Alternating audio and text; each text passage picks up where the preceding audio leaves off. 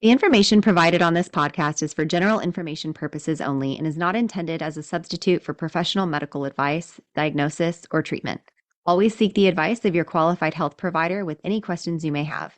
Never disregard professional medical advice or delay in seeking it because of something you have heard on this podcast. Reliance on any information provided here is solely at your own risk. This episode is sponsored by Stork. Stork is hosting their next luxury prenatal retreat this fall. Picture yourself at Miraval, one of the most exclusive resorts overlooking the Texas Hill Country. Each day, you'll be treated to farm-to-table meals, spa services, yoga, and more, all while sprinkling prenatal education from some of the best maternity professionals, leaving you and your partner feeling more prepared and relaxed going into parenthood. On top of these classes and workshops provided on site, you'll have access to 4 or more on-demand classes to watch at your own leisure. For more information on this priceless investment in your growing family, visit storkatx.com/retreat, also linked in the show notes.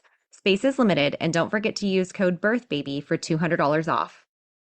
Doula Share is a free event happening in the Austin area on Saturday, October 21st from 11:30 to 2:30 at the Pflugerville Public Library. Come out and meet local doulas, check out their booths, and learn more about a variety of topics surrounding pregnancy. The first 50 people through the door will get a free swag bag. Be sure to register at the link in the show notes so we know you're coming. See you there.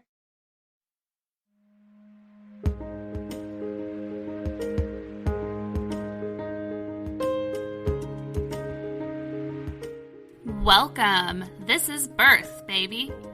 Your hosts are Sierra Morgan and Samantha Kelly. Sierra is a birth doula, hypnobirthing educator, and pediatric sleep consultant. Samantha is a birth doula, childbirth educator, and lactation counselor. Join us as we guide you through your options for your pregnancy, birth, and postpartum journey. On today's episode, we're talking with Jess and Emily of Moontower Midwifery. We can't wait to have them share all the information about their new practice and their birth center here in Austin, Texas. Thank you so much for joining us today, y'all. Thank you. We're so excited to be here. Thanks for having us. Hi, guys. I'm so excited to have you on and to hear more about this new venture. I'm so excited about it. I've been just excitedly waiting for updates for the past couple of months, and now it's out there and just so exciting. I've been blindly referring to you guys before you're even open. I'm so sorry for all of the emails that you're receiving from our clients. For those listening, I had a little fangirl moment when we found out we were going to have them on the podcast because both of them were midwives of mine, and also Bridget, who's not with us today, but I think she's on call.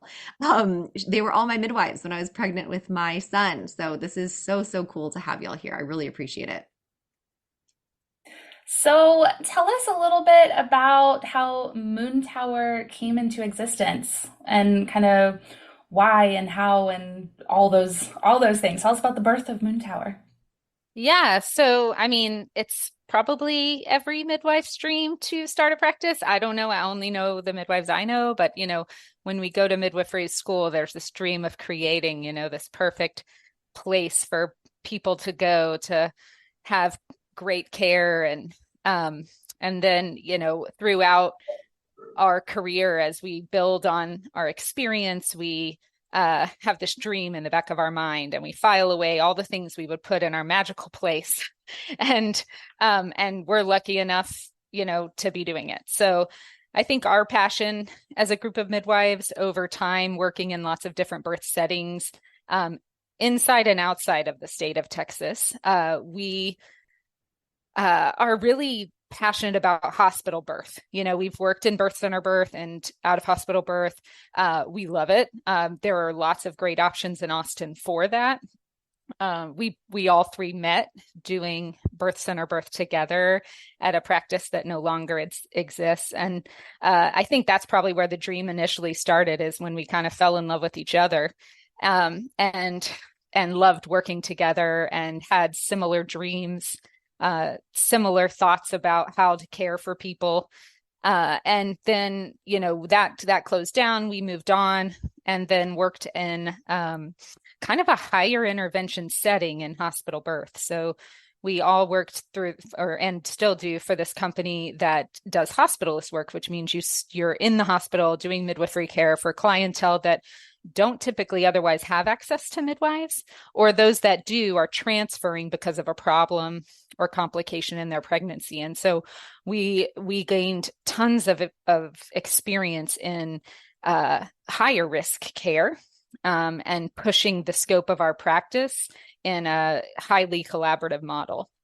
And so about, I don't know, 2 years ago, when the groundbreaking started at North Austin for creating this new, space, new labor and delivery, they started talking to me about these low intervention rooms, these birth center sort of rooms. And I got to become friends with the CEO of the hospital. His name's Tom Jackson, who, I mean, never would I have thought that myself, being, I'd love to say like, people in power upstairs that, but he was a huge advocate of this and really helped bring it forward. He listened when I told him that he needs to push midwifery forward in this town and that this option is necessary. And if he doesn't take the opportunity with this option, that someone else will. He listened to that. And then, construction continued. And I didn't really know what was happening for a long time. And then he sort of called me back up to his office and was kind of like, okay, well, who's going to run this midwifery practice? That's amazing. Essentially, someone just like you that, just is awesome and has lots of experience. Like, little me? I was like, well, not me. No, I don't want to do something like that. That's too many things. I'm a mom and I'm trying to do all this stuff and I need to, protect myself. And I can't, go back into any type of relationship with practice that's going to be so engulfing that I can't have the balance with family. Not you, then who, Jess? If not well, you, that's what it turned out. That's what happened. So, back and forth, meeting after meeting, he just kept talking about it. I just kept resisting it. And then finally I was like, so if someone could give me funding, if someone can give me work-life balance where I don't have to work 90 hours a week to make it work, if it could be understood that the midwifery model is the right model, and it could be a midwifery run practice, and I can be the person, along with my midwife sisters, that create this model, I'll do it. And so working with him, he helped me get into the room with all these suits of people with money and start this thing. So I ended up being exciting. I know. So I got funding through this amazing a larger corporation that starts traditionally OB practices, but this is the first midwifery practice that they're starting. They're funding it. They're open to letting it be run in the way it needs to be run. And then in the meantime, under all of this, there's this undercurrent of these birthing suites being made. And so now there they are, which is this perfect culmination of starting this practice and having this low intervention space to support women. The best part about this practice to me is that not only do we have access to that space that allows for your birth to be supported as an unmedicated, low intervention kind of birth, but also we have access to more high risk, kind of management. So we have access to having clients in the normal labor and delivery floor. If our clients need intervention or need to transfer or want an epidural, but still want midwifery care, they still can see us for their care. So it allows for this option to be sort of expanded within this continued collaborative model, because North Austin's worked with midwives now, us specifically, for years. And so they know and trust us. We know and trust their doctors and are able to work together when needed and still maintain that midwifery presence. The hybrid model part of that is so cool to me because we do have families who, go to a freestanding birth center and it's 37 weeks and they've risked out. And then they have to not only not have their baby where they thought they were going to have their baby, but they change providers completely. And Yeah. just the emotional and hormonal up and down of that. So that if they quote unquote risk out of care for the birth center rooms, that they can still have you guys in the hospital room is just epic. Yeah, Absolutely that's epic. that's my favorite part because I think that's what drew me to this hospital support that we do as hospitalists, which is how can I bring midwifery care to every person who walks through the door, every Yeah. level, every every socioeconomic level, every Yes. single person, high risk, low risk. I've made some of the most long-standing relationships as a midwife with clients that are having babies that are super sick or that they're super sick, and I feel like everyone deserves a midwife. And They so do. that's the goal. The goal is create a space where now everyone can have a space, have an option for a midwife. You're It freaks speaking me our out a little language bit. here. Like, yeah, it freaks me out in like the best way to think y'all are the first midwifery practice that they're doing this with, and just what sort of ball y'all just started rolling downhill. Like, what could Yeah. happen from this? So, Yeah. I'm going to ask you the big question, and I'm going to ask it right up front because I know people are asking this to us all the time. When do you expect the center to open, and when might y'all start taking patients? Like, what due dates and beyond? Well, it's funny that you ask because just yesterday, Jess had a big call and she texted all of us with massive exclamation points. We're opening October 1st. Yay. Oh Woohoo! my goodness. So that's right around the It's corner. official. We cannot We wait. have It is November due dates official. that are dying to get in with you. Yes, yes, we know that's true. And we really do want to accommodate as many mamas as possible. That's going to, especially in the beginning, take a lot of thoughtfulness in terms of who we take on.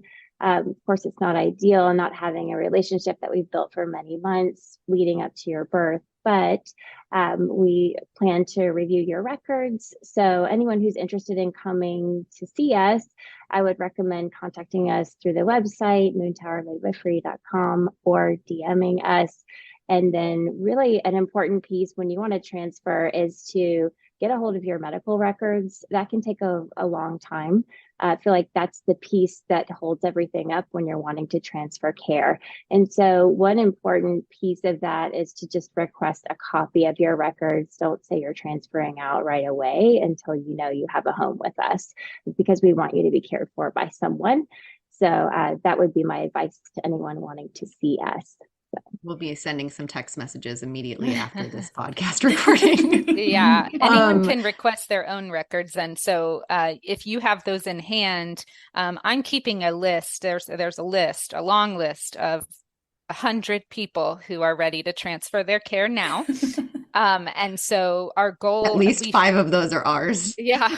So our goal, which is so exciting. I mean, it just fills my heart with joy every single time someone comes. So, I could tear up just thinking about it. But our goal is to start in the next week and a half, 2 weeks, to be calling all of those prospective clients individually. That way we can access those records. They can send them to us. We're waiting to get our secure email and fax for them to be sent. And so we don't want to accept anything via personal email due to HIPAA requirements. And as soon as we get that, we're actually going to go in order of due dates so that we can try our best to accommodate as many possible people. That may include some people in October if they are interested and low risk and on top of getting their records to us. Then we can review those now and get you set up with an appointment as soon as we open the doors. So would that be for people that are only wanting to use a low risk rooms, or could that also be for people that are going to use hospital rooms that are a little bit higher risk? Either is okay. And really it'll be individualized. What we're trying to balance is making sure that we can offer good support. And at the same, and in either room, it doesn't matter. But that we have time to create a relationship, for that to be trusting, to go over any issues you may have in your pregnancy and form a trusting understanding about what that might mean. But if you're interested, email us because we will try our best. So that brings us to our next question. how many people will be able to birth in those low intervention rooms per month? And is there a cap on how many due dates y'all are taking per month? So there really isn't a cap on number of people that we can take on. I think the most important overarching message that we want to send is that not only can you give birth in the low intervention unit, but we can also help you and take excellent care of you upstairs in labor and delivery. So because of that flexibility, we have the ability to take on more mamas. We have the support of our hospital staff too, which I think it's so important that Jess and I have been at North Austin for many years now. We've worked with the nurses and they trust us too. So I think that working relationship with everyone, the collaborating physicians, the nurses on the ground, they all know us. We're part of the family there. So I think that really will translate into more support that other people can give Moontower. This is bringing up another question that wasn't on y'all's list, so forgive me. But let's say, those rooms are taken. I think there's 4 of them, right? Mm-hmm. Okay, so let's say those 4 birthing suites are taken for the birth center type rooms and low intervention rooms, and somebody comes in labor, and they had planned to use that room, like that was their plan. Would they just move over they would just use a regular hospital room? Yes is the short answer, but of note is that those rooms aren't just labor and delivery rooms that have been converted and can be used as an alternate for a low intervention rooms. They are on a separate floor in a separate unit, and they are set aside. So it's more of an ensuite birth center than it is a part of labor and delivery. That's intentional. Right. When you set up this type of unit, you want it to be separate so that one, you don't actually accidentally do intervention on people wanting low intervention birth in a super high risk hospital setting. And 2, to separate where the epidural is from where you are.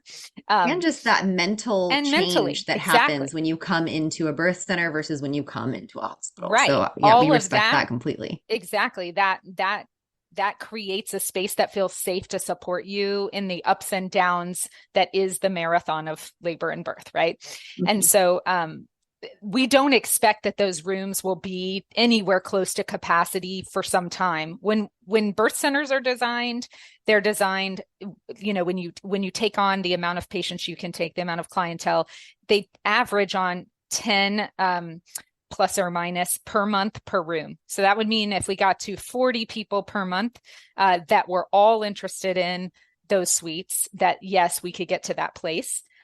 They're offered to anyone in the hospital that has privileges there, but we have not seen a ton of interest from any other providers. So we don't expect that to be a problem in the near future. Someday, hopefully we'll be asking them to expand it, right? But there will always be the backup plan that if we were unable to support you there because of capacity, that we could move. I don't expect it to be a problem anytime soon. I do. You don't know what we're talking about over here. Come on over. We're going to make that a goal that you guys need to expand. Let's quickly. do it. Let's prove me wrong on that one. For people that don't know kind of what this looks like, Houston hasn't seen this. So what does it look like for care from y'all from beginning to end? So pregnancy care, what in labor care, follow-up care postpartum, how is that different from a freestanding birth center? So it will probably look a lot like a freestanding birth center in many ways. As far as pregnancy care, I mean, one caveat to know is we don't only offer pregnancy care. Certain birth centers offer wellness care, GYN care, and certain don't. So that's one possible difference. Outside of that, I mean, really the standard is, and for midwifery type model is, longer visits, a closer relationship development with your provider. We do a collaborative model, which means you meet all of us, not just one of us during your care, so that you will recognize and know that we all practice from the same place. We all agree upon the same things, and that you're getting, if you get one of us, you're getting the same model we've all decided upon together to follow. You would have your regular prenatal appointments, which are usually every 4-ish weeks in the beginning and then closer as your pregnancy goes on. We do have ultrasound in-house, which may be one difference, which is a nice difference in that we are able to do those so you don't have to refer out for ultrasound or go to a high-risk pregnancy doctor for those ultrasounds automatically. We will also have, support for things like nutrition and wellness and centering and or group prenatal care. Those will all be things that are coming, not immediately when we open the doors. Those will start in the next 3 to 6 months. But our space is large and will accommodate many other things in it. And so we're hoping to expand on that by offering lots of different specialties in that area. It's too bad people can't see our faces because we're smiling ear to ear. Like you said, centering classes eventually, and my eyes perked up. I don't have Botox, so my forehead wrinkled a lot. Like, oh, so exciting. So many awesome things are coming. I actually just texted Sierra. I'm just so excited about this. I could honestly just cry. This is just something that Austin has been missing, and so many of our clients desperately have needed this for so long, and I'm so excited that this is going to be something that we can offer, that we can suggest now. So I'm so excited. Can I just say, I am so grateful to all the doulas in the community for your support already. You've sent so much buzz around Moontower. We love working with you all. I think everyone needs a midwife, but I think everyone needs a doula too, right? And so I really look forward to collaborating with all the doulas in the community. And thank you so much for the love. It's been so awesome to hear from ladies that we've met in the past that we've helped have their babies. And it's a beautiful kind of full circle moment for Jess and I and Bridget too. So thank you. Best. Yeah. Absolutely. We're just having a love vice fest versa. over here, everybody. Yeah. Sorry, Just a everyone big who's love listening. I'm not Hopefully sorry. you can feel it. So who is a candidate for using this birth center? And what type of things might exclude someone from not being able to birth there? So I think when you're wondering if you would be a candidate for the low risk unit, is low risk, right? And so the birthing suites is all about no minimal intervention, right? There's not any continuous fetal monitoring going on. We're not giving you any medication to augment your labor. So that means, no inductions, no Pitocin, no cervical ripeners, none of that, right? So in order to have a birth like that, it's spontaneous active labor. You're coming into the birthing suites. I think that it's important to recognize that when we admit someone to the low intervention space, that they're in super active labor, because that means that we are less likely to intervene, right, when we don't need to. And so I think that our clients will be well prepared for that because of the amount of education that they'll receive and the amount of attention they'll receive during pregnancy and know what to expect, right? And that's where doulas come in too, in a million different ways, but also helping you navigate that early phase when you're at home. So spontaneous active labor, no intervention. When you arrive to triage to determine if you're in active labor or not, we'll do a non-stress test, which is a snapshot monitoring for baby. And once we know that baby's tolerating labor well, then you have the Doppler handheld monitor. Then you're really just left to labor.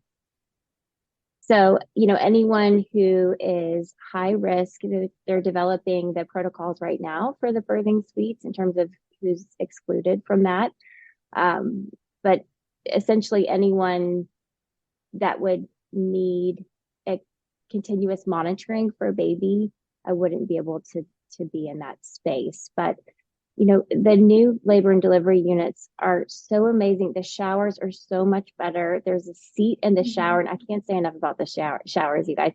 So, you're going to get amazing care upstairs too if you find yourself high risk. I don't want people to feel like because they don't fit this mold of being in a birthing suite, then they can't have a midwife, because that's what Moontower is all about. right? Yeah, that's Is the best part. yeah, yeah, is Yeah, helping. and if I think oh, go ahead. I think there's two big ones that stick out that I've gotten a lot of questions about. One is VBAC, because there are many birth centers in the area that offer VBAC support. I think this is a good place to say, like, we are working within the construct of a hospital system, and that requires policies and procedures that are different than a freestanding birth center, which is why I'm careful about the wording of what this space is called, because I don't want to take away from the out of hospital birth experience, and I don't want it to be confused with being exactly the same. That means that some of those things will have to grow and change over time as we are able to show administration and staff and everyone how safe and normal birth can be. My hope is that this grows over time to accommodate more and more things, right? But initially, those are this is a little bit different space in that way, and so VBACs are one of the big ones that I think people will want to access these rooms that requires continuous monitoring at North Austin Medical Center, as well as hypertensive disorders and multiples. Those are some big ones to know about. That doesn't mean that you can't have a supported birth experience with a midwife.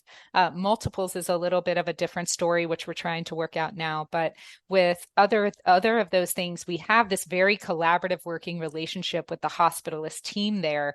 And so we are able to take care of you, even if you develop one of those conditions at the end of your pregnancy. That may mean that it looks different than still what you would have expected if you had been in those low intervention rooms. As you guys know, some of those things don't develop till the very end, which is hard. But that being said, our goal is that this becomes, a great option, and that we're able to expand it to continue to accommodate more and more and more over time. Absolutely.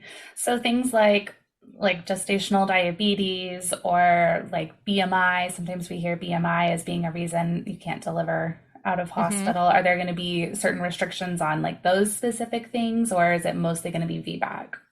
Yes. If you have gestational diabetes and you require medication to manage it, then it is a rule in the hospital that you have continuous monitoring. Sure. There's some risk around term fetal demise related to diabetes. And so the hospital requires continuous monitoring for that.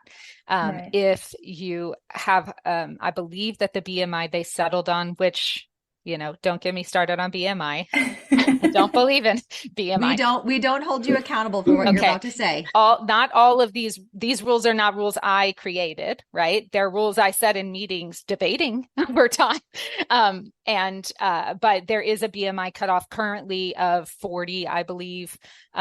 Once again, these are all things that in a hospital system require baby steps. Right? These are things that require us to sort of push up against the envelope little by little to allow space for the system to see this, and it's new and different. And so we're careful because we want it to be successful. And so there are times when, even if it's something we think, if you go into spontaneous labor, what does it matter what your BMI is, kind of thing. But those are things. And so there is a protocol sort of list of certain conditions. Sure. These are some of them. And then, but those are all things we will definitely talk about one-on-one in our visits as well. Like, these will be things that you talk through with your provider individually. Here's all of those things. How can we support this birth? Absolutely. And, that's the huge plus side of this, is that even if one of these things happen, just like you said, it can happen at the very end.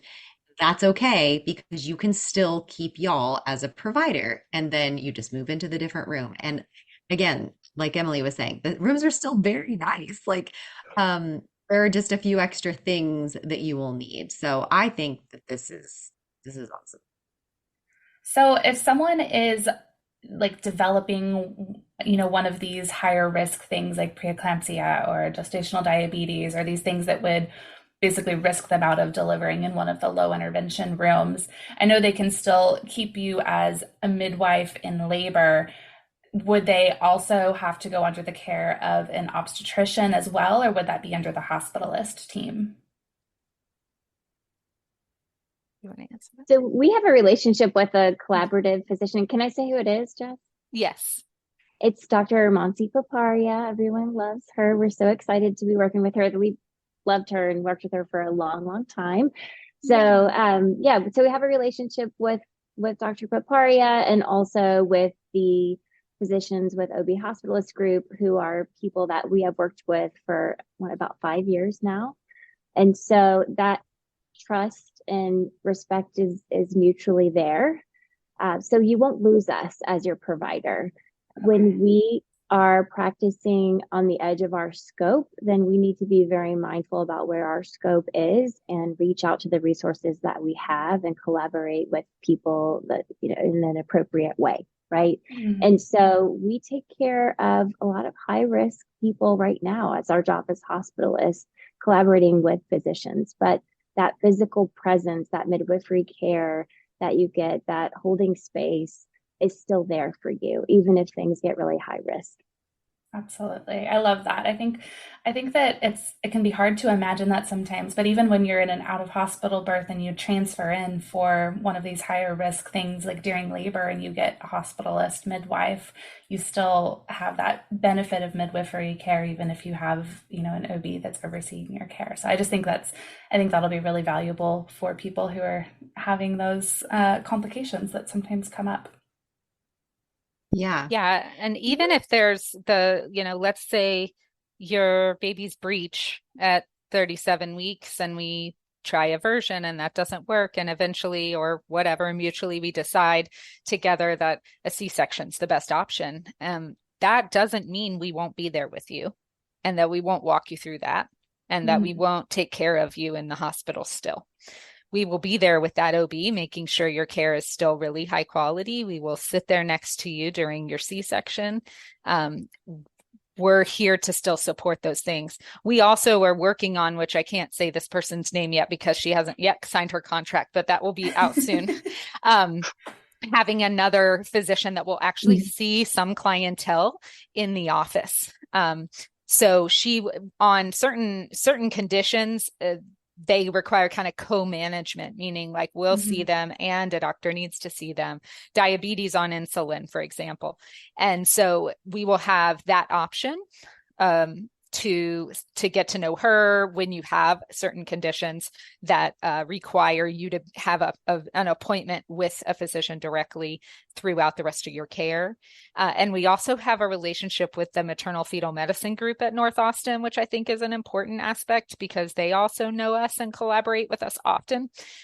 So we feel good about kind of all those levels. And hopefully, the big dreams here are that this grows into this amazing collaborative model and you're able to, move back and forth if you need a physician for a surgery or whatever, and then back to your midwifery care. You're such a tease. I'm sitting here going, who is it? So once you guys release that, you have to send it to me so I can add it to the show notes. So okay. So we went over a couple of the things that make a difference between the, new labor and delivery rooms versus the low intervention birthing suites. Let's just touch on those real quick so that we can just list them out so that people can have a quick answer to those. So things like birthing tubs, required IV placement, fetal monitoring requirements, eating in labor. Can you go over some of those things so that we know like what the rules are in each of the rooms? Sure. Well, the first to talk about, which I think is an elephant in my room for sure, which is the tubs. Currently, HCA has a rule that water birth, like a planned water birth, is not allowed. And so hydrotherapy will be used for labor support. And the goal will be to move for birth. You do not have to deliver on the bed. And once again, this is another one of those spaces where, our goal is to continue gaining and growing the support for the type of birth that people want in this community. And And so we will continue on that path as we go. IVs are not required in the low intervention suite area. Anything, I mean, just of an important note, when we say required, I don't like that word because none of anything is really required. I think these are all things that are communicated, but as we all know, working in a hospital space, there are things that we will feel required. So Not the policy. The policy is that you do not have to have an IV. There you go. That's a good word. Yeah. But also know that, your consent should be obtained on everything that we do there. Then the hospital stay, we're hoping to work and decrease the stay to be more of a model like a birth center. So that 6 to 12 hour postpartum mark. And we are actually currently working with some groups outside of the hospital, pediatrician wise, in order to partner with them to kind of give the early care necessary that we all know happens when you deliver in an out of hospital setting. So we'll have more to come on that. You don't have to leave at 6 to 12 hours. So many clientele that we've had in our out of hospital birth experience want to leave early, but many don't. And so you can still have the standard postpartum stay in this space as well. So cool. Yeah. And then what else? There's queen sized beds. They don't break down. There's no stirrups. There is nitrous available in those rooms, just like in the normal labor rooms, but not epidural. So in the normal labor rooms, you have typically IV access. Typically, you're in a sort of hospital bed. That doesn't mean you have to deliver in stirrups with us in a hospital bed either, though, because we don't do that very often at all. And then I believe in eating in labor, no matter where you're at or what part you're in. So that's up to you and your provider to make that decision together. That's irregardless of the area that you're in. Oh, love that so much. Love it.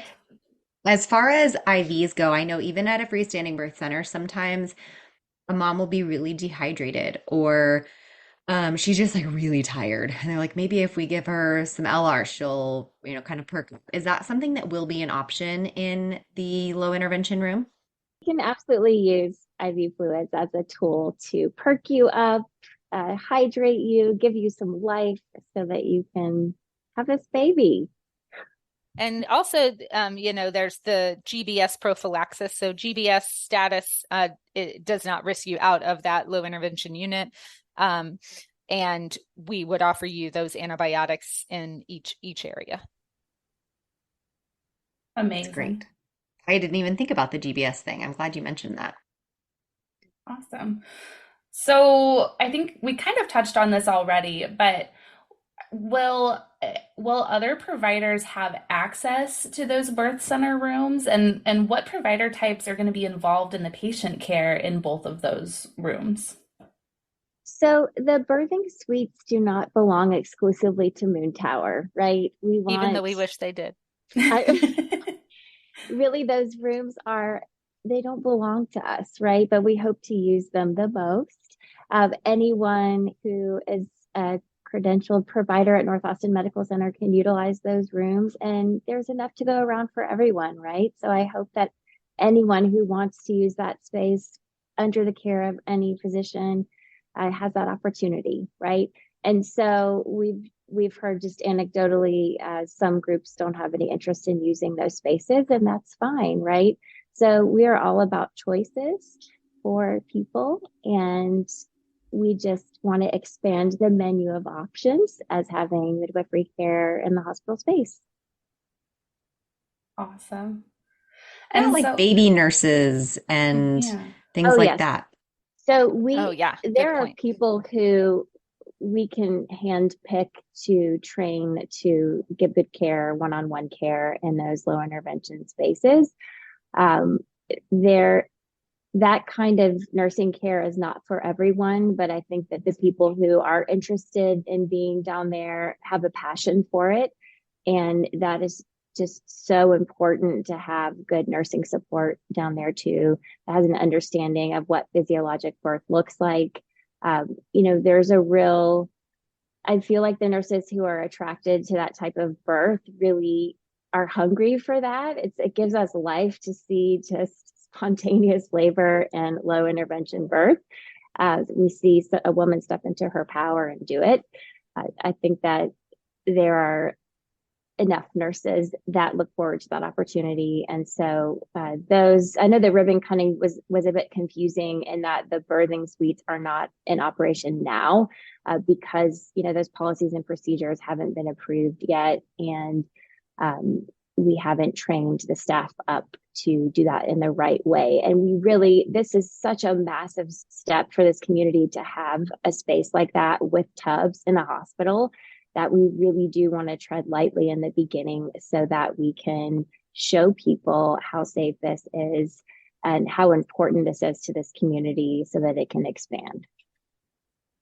Yeah, there's a list of interested nurses on staff, as well as a list that I'm keeping of people who've reached out to me that are interested in supporting this type of birth in the community. So we're working on designing the training around that for nurses that are interested but haven't done a ton of this type of birth, or have done a lot of support for unmedicated birth, but in the hospital setting only, so that we can make sure that that is strongly supported by the people that are on that floor. And then there will not be a separate nursery nurse that comes in for the delivery, though we do have access to the full team if we have a baby that's having trouble. There's still all the buttons that you see whenever there's an emergency in the hospital room. There's buttons you can push for whatever emergency that is. Those exist in the birthing suites area. So we can call extra help, but in order to preserve this low intervention space and keep it very intimate, like this birth tends to be, you will typically have a nurse and your provider as the only people in those spaces. Okay, so let's say someone's in labor and mom's exhausted and she's like, all right, y'all, I thought I was going to do this without an epidural, but like it's starting to look like a tool that might be necessary because I'm getting to that point of maternal exhaustion. I know if they need any sort of pain medication, like a IV pain meds or an epidural, that would have to be in one of the actual labor and delivery rooms. So they would have to move floors to go to one of those rooms and transfer. But what does that look like as far as, because I know billing is a big issue for people when they're at a freestanding birth center. They're like, if I get transferred, I'm going to be paying for both places. Is it as big of a deal to transfer in this situation, or is it a little bit more streamlined? Or do we know yet? I can't help but be more streamlined in this model, right? Because if you invest in out of hospital birth, then you pay for those wonderful services in a separate bucket. And then anytime you step foot in the hospital, you're meeting your deductible, and so is your baby, right? And so this is all under one roof of North Austin Medical Center. So if you're on the third floor in the birthing suites, if you happen to go upstairs to get an epidural, it's all part of your stay. It's the same facility. So I don't foresee that being a additional charge or a financial hardship to go upstairs and get what you need to meet your baby. And sorry, another question that we didn't have on the list that just kind of occurred to me. Are you going to be able to work with like low income Medicaid mothers as well?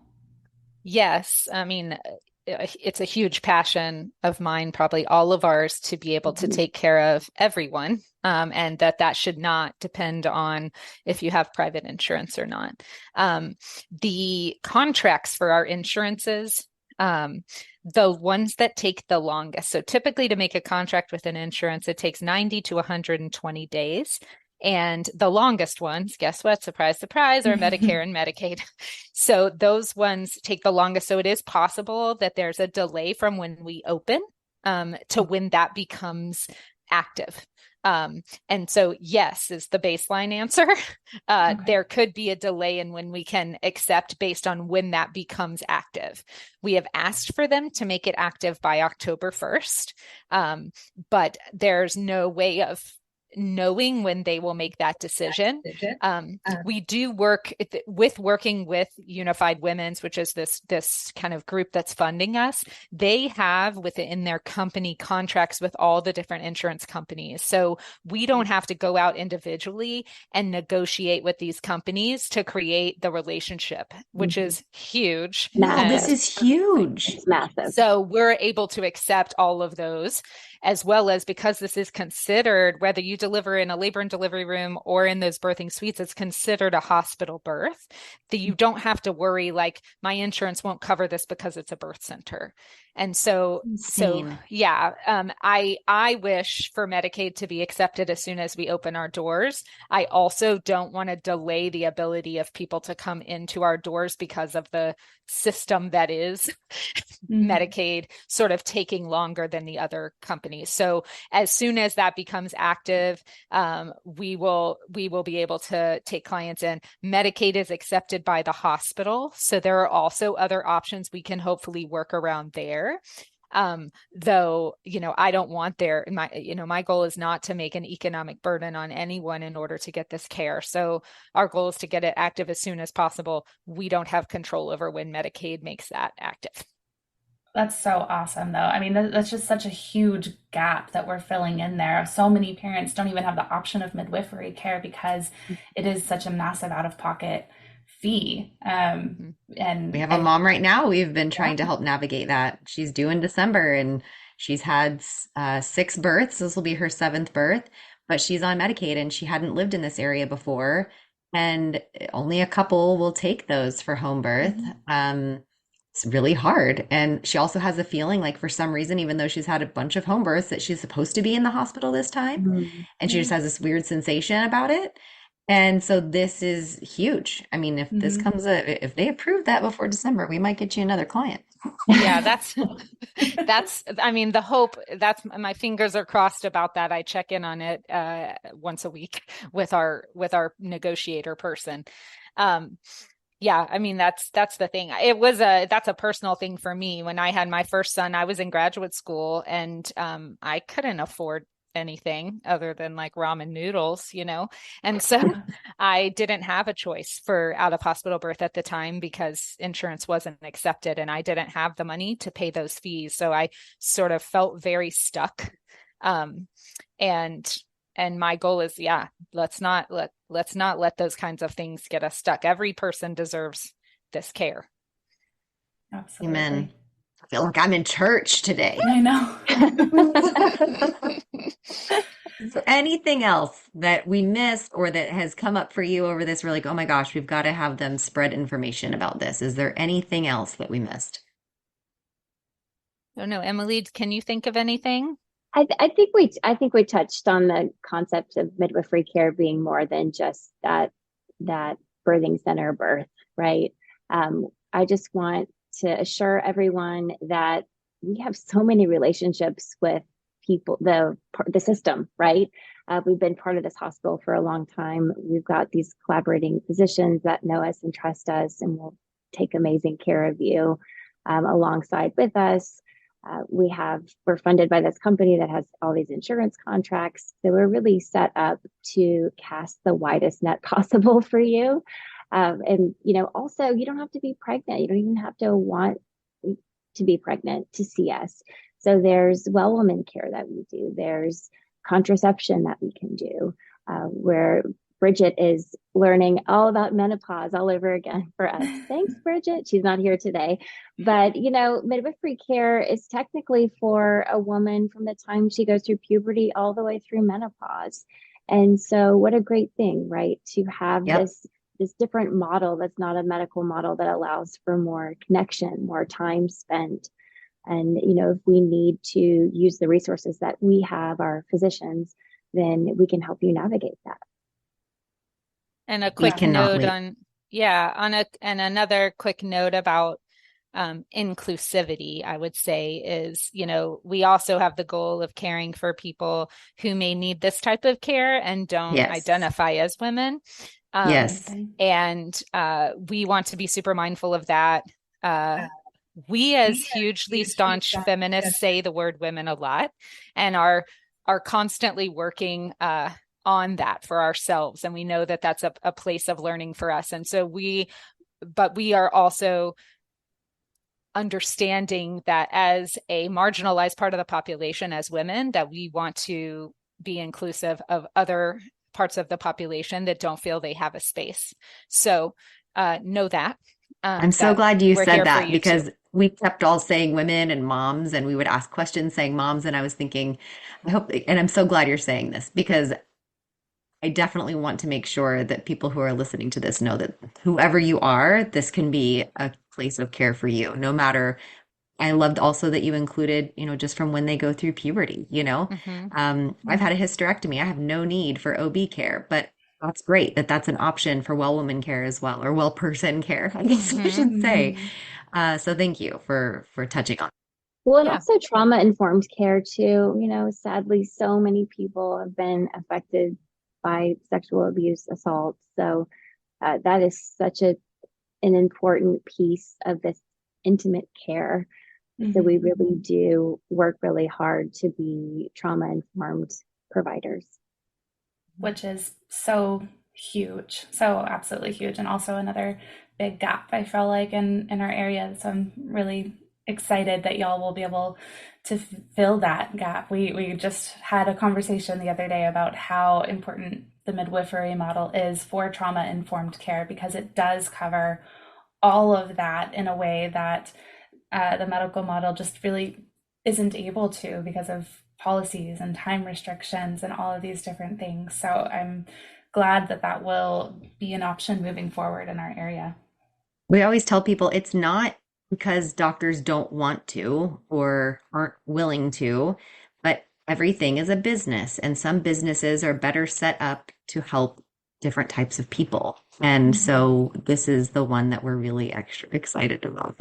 So thank you so much for being here with us today, y'all. You guys, everyone listening, there are 4 birth workers that are in the room, well, in their own rooms at the same time, not at births, which is really huge. This is our 3rd time we had scheduled this. So we're really excited that we got this recorded. And thank you all so much.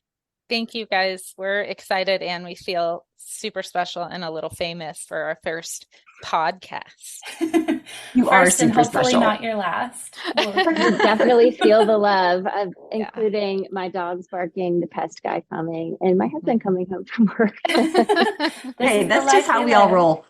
That's right. Right. Well, we can't wait to see y'all in the birthing rooms, and we'll chat soon. Thank you so much. Chat soon. Bye.